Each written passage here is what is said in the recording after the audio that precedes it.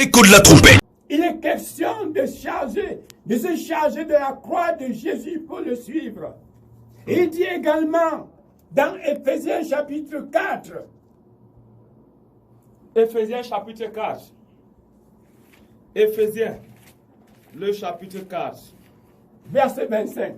Le verset 25. Il est écrit: c'est pourquoi renoncez aux mensonges et que chacun de vous parle selon la vérité à son prochain, car nous sommes membres les uns des autres. Amen. Si, je continue. Si quelqu'un, si vous vous mettez en colère, ne péchez point, que le soleil ne se couche pas sur votre colère. jusque-là, Et ne donnez point accès au diable. renoncez aux mensonges et que chacun parle selon la vérité à son prochain. La vérité triomphe sur le chemin, sur la voie publique. Aucun homme qui parle selon la vérité. Jésus insiste sur ce domaine-là. Que chacun de vous parle selon la vérité à son prochain. Le mensonge est devenu une monnaie courante. Tu es au lavabo avec le téléphone. On t'appelle. Oui, je suis déjà dans le taxi. J'arrive bientôt. Tu es où? Le mensonge. Le mensonge. La Bible dit que c'est à cause de ces choses que la colère de Dieu se révèle du ciel contre toute injustice, contre tout ce que les hommes font sur la terre. Le mensonge. Pourquoi ne pas dire la vérité? C'est salutaire. C'est salutaire. En parlant selon la vérité, c'est salutaire. Le salut n'est que dans la vérité. Il dit renoncer à toutes ces choses. C'est à cause de ces choses que la colère de Dieu vient sur le fils de la rébellion. La méchanceté des hommes est grande sur la terre. Il faut se repentir. Il faut changer de chemin. Il faut changer de conduite. Il faut laisser ces choses. Amen. Le diable, la Bible dit que le diable, il est le père du mensonge. Parce qu'il manque dès le commencement. Et si Jésus est venu, c'est pour détourner la génération perdue, la génération égarée, tous ces hommes qui vont à la perdition. Jésus est venu afin de les mettre sur le chemin du salut. Jésus, il est le sauveur du monde. Amen. Il est le seul, il n'y a point d'autre. Amen. Il est le Dieu d'Abraham, le Dieu de Moïse, le Dieu de Shadrach et Meshach, le Dieu de Daniel. C'est là les qualifications de cet homme. Jésus de Nazareth. Amen. Quiconque croit en lui ne périsse point, mais qu'il ait la vie éternelle. Amen. Combien aujourd'hui sont sur cette voie? Combien parlent selon la vérité? Jésus, il est entré dans le monde. Il a trouvé que ces choses étaient déjà implantées. Le diable, dès le commencement de son ministère, le diable l'a transporté sur une haute montagne. Il lui montre toute la gloire, le royaume du monde et la gloire. Il lui dit, si tu te prosternes et m'adores, si tu te prosternes et m'adores, je te donnerai toutes ces choses. Jésus lui dit, tu adoreras le Seigneur ton Dieu et tu le serviras lui seul. Amen. Et le diable est parti pour attendre une autre occasion. Le salut en Jésus-Christ. Le salut en Jésus-Christ. Il y avait donc cette proposition à Jésus Si tu te procèdes et m'adores, je vais te donner le royaume. L'argent. L'argent. L'argent ne fait pas le bonheur de l'homme. C'est le salut en Jésus-Christ. Amen. Et combien de serviteurs de Dieu, combien des hommes de Dieu sont tombés dans ce piège. Quand ils sont partis pour annoncer l'évangile, ils ont trouvé une faille. Ils ont trouvé une faille. Le diable a crié pour ses serviteurs une faille. Et leur montré que c'est de l'argent. L'argent. Non. Non, ce n'est pas l'argent qui nous ouvre les portes du ciel. C'est l'évangile, c'est Jésus-Christ qui peut nous ouvrir le chemin du ciel. Amen. Si tu crois en Jésus, tu as la vie éternelle. Amen. Le jeune homme riche, il est venu à Jésus, lui dit, Maître, bon maître, que dois-je faire de bon pour hériter le royaume? Jésus lui dit, tu connais le commandement. Tu ne commettras point d'adultère, tu ne tueras pas, ainsi de suite. Et le jeune homme dit, moi, j'ai pratiqué tous ces jours-là dès ma jeunesse. Qu'est-ce qu'il me manque encore? Qu'est-ce qu'il me manque encore? Jésus lui dit, va, vends tout ce que tu possèdes, donne aux pauvres, et puis viens et suis-moi. Amen. Sur ce point, il s'est séparé. Il est parti.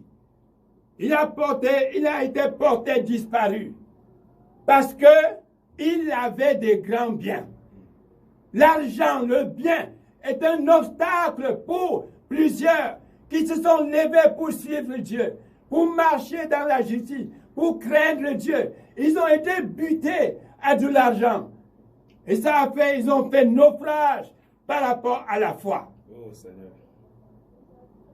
Si c'est toi, si c'est là ton problème, si c'est là ton cas, je te prie mon cher, repens-toi, repens-toi et fais volte-face, saisis Jésus, repens-toi, saisis Jésus.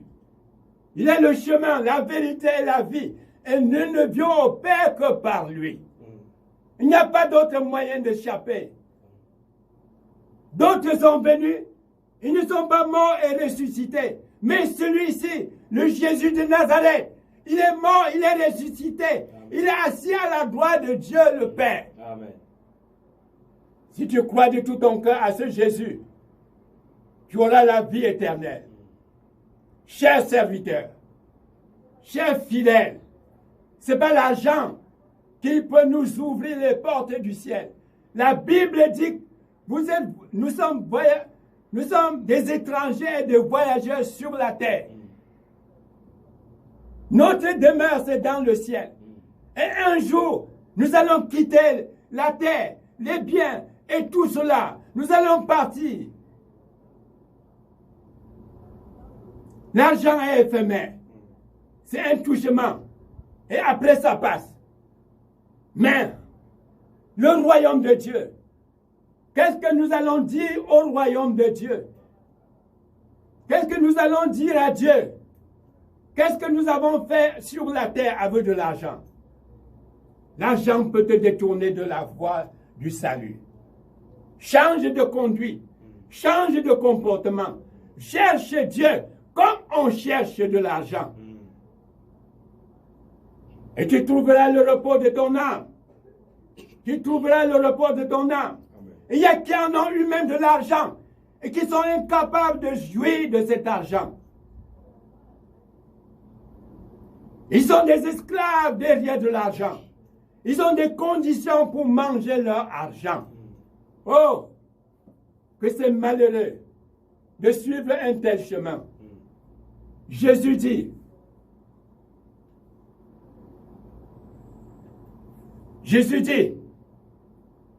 crois de tout ton cœur. Celui qui croit en Jésus, celui qui croit en moi, il ne sera jamais confus. Amen. Il ne sera jamais confus. Amen. Il ne sera pas perdu. Et Jean dit, n'aimez point le monde, 1 Jean chapitre 4, chapitre 2, le verset 25. N'aimez point le monde, ni les choses qui sont dans le monde. Si quelqu'un aime le monde, l'amour du Père n'est point en lui. Si quelqu'un aime le monde, l'amour du Père n'est point en lui. Car tout ce qui est dans le monde, Car tout ce qui est dans le monde, la convoitise de la chair, la convoitise de la chair, convoitise des yeux, la convoitise des yeux, l'orgueil de la vie, l'orgueil de la ne vie, vient point du ne Père, vient point du Père, mais du monde. mais du monde. Et le monde Et passe, le monde passe, et sa convoitise sa aussi. convoitise aussi. Mais celui qui fait la volonté du Père demeure éternellement. Celui qui fait la volonté du Père, il demeure éternellement. Oh, que c'est merveilleux! Que c'est merveilleux! N'aimez point le monde, ni les choses qui sont dans le monde. C'est pas tout ce qui est dans le monde qui est bon. Il y a beaucoup de mauvaises choses qui sont dans le monde. C'est pourquoi il est dit, n'aimez point le monde, ni les choses qui sont dans le monde. Le mensonge, la colère, les mauvais compagnons, La rancune. corrompent les bonnes mœurs, la rancune, la haine. Voilà les choses qui sortent du dedans de l'homme et détruisent l'homme. Et c'est pour ces choses que la Bible dit, renoncez au mensonge, que chacun parle selon la vérité. Amen. S'il faut, pour obtenir le salut de son âme, pour être sauvé, il faut parler selon la vérité. Il faut marcher selon la vérité. Amen. Et tout cela, c'est possible. Tout est possible. À tous ceux qui croient en son nom, à ceux qui l'ont reçu, il leur a donné le pouvoir, Amen. la puissance de devenir enfants de Dieu. C'est possible. C'est possible. Avec Jésus, Amen. on peut abandonner ces choses. Si toutefois, on est engagé, on est décidé, si tu fais le premier pas, Jésus t'aidera à faire le second. Amen. 1, 2, 3, et les autres. Et tu vas la délivrer. Tu vas la affranchir. La Bible dit, le Fils vous affranchira. Le Fils vous affranchira. Si dans le Fils vous affranchit, vous serez réellement libre. Libre. C'est possible. Amen. C'est possible. Il n'y a rien qui soit impossible à Jésus. Il rend possible. Là où c'est impossible, il rend possible. Amen. Accepte donc de te repentir. Accepte de te repentir des choses que tu connais toi-même dans ton cœur. Je ne peux pas tout citer ici. Mais les choses que toi tu connais dans ton cœur, que tu commets, qu'avec cela, tu ne peux pas entrer au royaume de Dieu. Cesse! La Bible dit que la colère de Dieu se révèle du ciel contre le fils de la rébellion. Si tu es rebelle, tu vas rencontrer, peut-être avant ta mort, avant que tu quittes la terre, tu vas rencontrer les conséquences. Sauve-toi de cette génération perverse. Amen. Et corrompue, adultère. Cesse et Dieu, il t'accueillera. La Bible dit que Dieu a tellement aimé le monde. C'est par amour que Dieu vous invite à le recevoir comme votre sauveur. C'est par amour. C'est parce qu'il vous aime. C'est parce qu'il ne veut pas votre perdition. Que Dieu, le Dieu du ciel, que le Dieu d'Abraham vous donne le courage, vous donne la force de quitter ces choses. Si tu crois de tout ton cœur, si tu crois de tout ton cœur, tu as la vie éternelle. Accepte ce soir. Accepte Jésus. Reconnais que c'est toi qui es coupable, c'est toi qui vis mal. Et accepte que Jésus te pardonne. Amen. Si tu crois, si tu confesses de ta bouche, si tu crois dans ton cœur que Jésus il a reçu, que Dieu l'a ressuscité des morts, alors tu seras sauvé. Tu seras sauvé. Amen. Dieu vous Alléluia. bénisse. Alléluia. Que le Seigneur vous bénisse, dit le plus vieux évangéliste du pays, encore en vie. Que Dieu vous bénisse. Voici l'évangile authentique, bien-aimé. Voici l'évangile pur. Voici le vrai évangile. Alléluia. Papa Benoît, certainement quelqu'un t'écoute. Et aujourd'hui, nous voyons, il y a tellement d'évangiles. Je ne sais pas, est-ce que tu peux déjà nous donner le témoignage de ta conversion? Comment est-ce que tu t'es converti au Seigneur?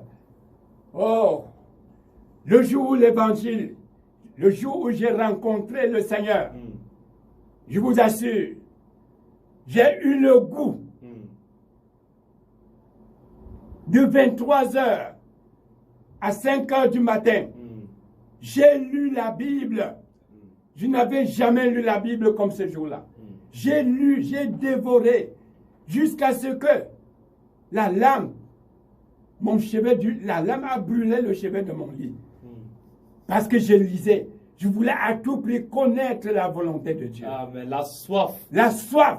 J'avais cette soif-là. Comme souper une biche après un courant d'eau. J'ai souffert, j'ai cherché. Amen. Et quand je suis sorti, quand je vendais les gâteaux, et quand je me promenais, à un moment donné, je pleurais en moi-même. Et je disais, ouais, comment avec tout ce que nous faisons comme mal, mais Dieu arrive à nous supporter. J'ai pleuré, les larmes coulaient de mes yeux. Voilà la conversion. Les larmes coulaient de mes yeux. Ah. Oh, c'était magnifique. Et j'ai senti réellement qu'il fallait chercher, qu'il fallait aimer aussi Jésus. C'était en quelle année? Tu as encore le souvenir? Oh, ça c'est les années en 1972. 1972. Si on fait le calcul rapide, 2023, disons comme ça, moins 1972, ça fait 51 ans. Oui. Et tu avais quel âge? Je pense que j'avais sans doute 13 ans. 13 ans. Ah, il a tenu bon. Alléluia. Frère et sœurs, tu vois qui est jeune comme moi, il y a de l'espoir. Quelqu'un peut faire 50 ans dans la foi et demeurer intègre. Vous voyez que la doctrine n'a pas changé. L'évangile reste la repentance, la sainteté. Oh, Papa Benoît, certainement quand l'évangile que nous entendons là dehors est venu, tu as beaucoup pleuré dans ton cœur. J'ai pleuré, et j'ai restitué des choses. J'ai restitué, j'ai fait les réparations, j'ai mis ma vie en ordre. Je suis allé chez mon patron un jour. Je lui dis, patron, comme tu vois là, si aujourd'hui j'ai quelque chose dans ma maison, ça vient de chez toi. Parce que j'ai volé ici.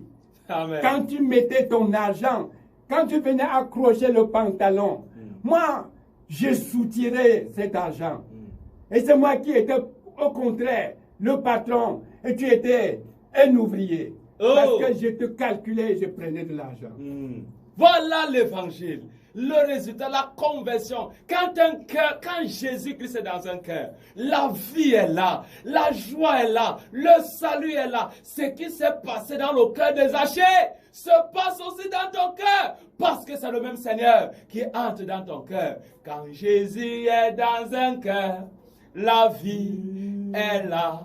La vie est là. Et Papa Benoît, quand tu t'es repenti comme ça chez ton patron, lorsque tu te convertissais au Seigneur, il s'est comporté comment?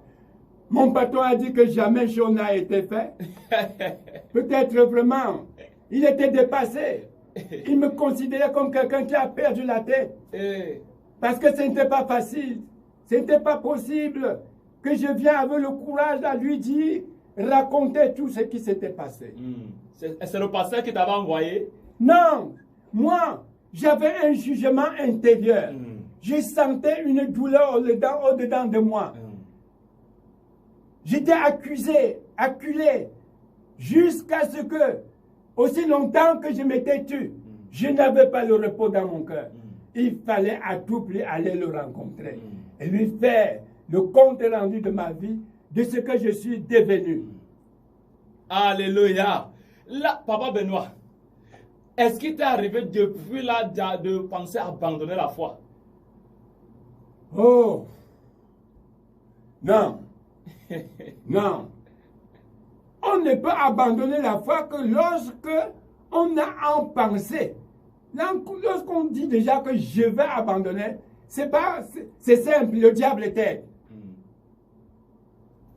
Papa Benoît n'a jamais pensé à abandonner la foi. La Bible dit que la tristesse selon Dieu produit une repentance à salut dont on ne s'en repent jamais. Amen. Tandis que la tristesse selon le monde produit la mort. Bien-aimé, voilà la tristesse selon Dieu. Lorsque tu reçois l'évangile, le vrai évangile, tu regardes à ta vie. Regarde à ta vie. Le pasteur, l'évangéliste parlait du mensonge. Que de mensonges aujourd'hui, de la haine, de la rancune, des détournements des deniers publics, du vol. C'est les choses dans lesquelles il était aussi. Mais lorsqu'il a reçu l'évangile, il s'est repenti, il a regretté pour ne plus jamais aller là-bas. Alléluia. Dieu, mon frère, est en train de te parler ce soir. Dieu te parle ce soir, ma soeur. Ouvre ton cœur à Jésus. L'évangile n'est pas tu vas voyager. Tu vas voir les enfants. Tu vas. Papa Benoît, tu as connu l'évangile là? Tu as connu l'évangile là? Tu vas voyager. Tu vas quand ça venait au Cameroun. Non. On n'a pas connu ce genre-là. Ok. Oui. Oui, tu veux prier, Papa Benoît veut prier. Oui, Seigneur. Je te loue et je te bénis pour la grâce que tu nous accordes d'annoncer l'évangile. Amen. Je vais te prier certainement qu'il y a des amis qui sont malades, qui sont couchés dans les maisons, qui sont couchés dans les hôpitaux. Je vais te prier, Seigneur, afin que ta grâce, afin que ta bénédiction, afin que la guérison qui vient du nom de Jésus, Dieu, touche ces personnes, touche chacun individuellement, ceux qui sont couchés, ceux qui sont malades. Je prie au nom de Jésus. Amen. Que tu touches chacun. Amen. Afin que la maladie s'en aille. Amen. Au nom de Jésus de Nazareth. Soyez guéris. Soyez guéris par le puissant nom de Jésus. Amen. Le Jésus qui guérit. Le Jésus de Nazareth. Gloire à toi, Seigneur. Je crois que tu agis. Amen. Je crois que tu as entendu ma prière. Et que partout, jusqu'aux confins du désert, là où chacun est couché, là où chacun est dans la douleur, qu'il obtient la guérison. Amen. Et que tous ceux qui sont possédés, qui sont pris par des esprits méchants, au nom de Jésus, je commande aux esprits méchants de s'en aller, sortez et partez. Au nom de Jésus. Amen. Soyez libres. Amen. Soyez libres. Amen. Que les chaînes se rompent. Au nom de Jésus-Christ. Merci Seigneur. Merci Papa. Je crois que tu es le même et tu n'as pas changé. Amen. Au nom de Jésus de Nazareth, j'ai prié. Amen. Amen. Écoute la trompette. La Bible déclare 1 Thessaloniciens chapitre 4 le verset 16. Car le Seigneur lui-même a un signal donné à la voix d'un archange et au son de la trompette de Dieu descendra du ciel. Écoute la trompette, c'est votre programme d'enseignement et de formation à la vie chrétienne. Écoute la trompette. Heureux le peuple qui connaît le son de la trompette.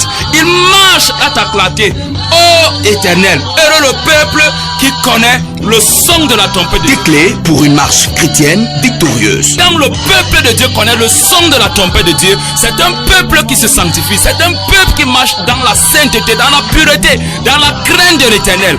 Or, la crainte de l'Éternel, c'est la haine du mal. Le retour de Jésus-Christ est proche. La trompette sonne. Entends-tu son écho? Écoute la trompette. Une présentation, Pasteur Baël.